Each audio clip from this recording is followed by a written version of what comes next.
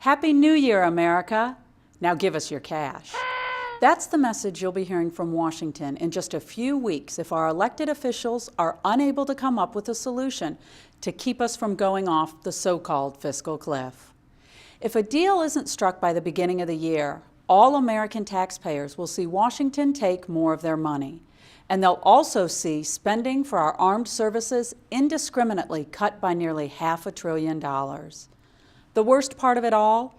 Congress and the President chose to create this high-stakes game of chicken as part of last year's debt ceiling deal. And now that they've got a gun to our heads, they'll think we'll just roll over and accept their demands for more of our hard-earned money.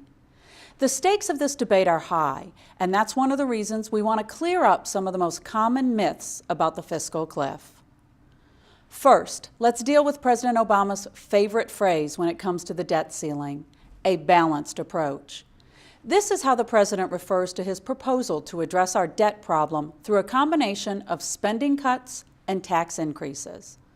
On paper, it might sound like a pragmatic compromise, a little from column A and a little from column B. But research from the President's own former economic advisor shows that tax increases will shrink the economy and cost around 800,000 jobs. That's not only bad for your pocketbook, it's also bad for Washington's. Less money and fewer jobs means less tax revenue to address our debt. Another myth: that Democrats are serious about cutting spending. We've been down this road before. In 1982, Ronald Reagan made a deal with Democrats in Congress to cut $3 in spending for every $1 in new tax increases. The tax hikes got approved, but Democrats never bothered to cut spending. In 1990, President George Bush made a similar deal, with $2 in cuts proposed for every dollar in new tax increases. Once again, taxes went up, and the spending cuts never occurred. Liberals in Washington have proven they can't be trusted to keep their word.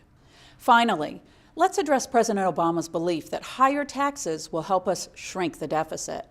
This claim just doesn't add up. Obama claims only to want to raise taxes on those making over $250,000 a year. If he did that, the resulting revenues would only be enough to fund the federal government for 8 days. But even those projections are probably too high. History has repeatedly shown us that revenues actually increase when government lowers taxes. When they raise them, there's simply less economic activity to tax.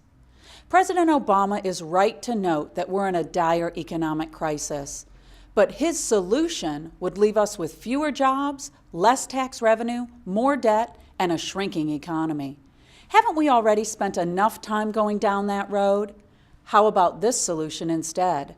Politicians should be better stewards of our money, not take more of it. That's this week's Freedom Minute.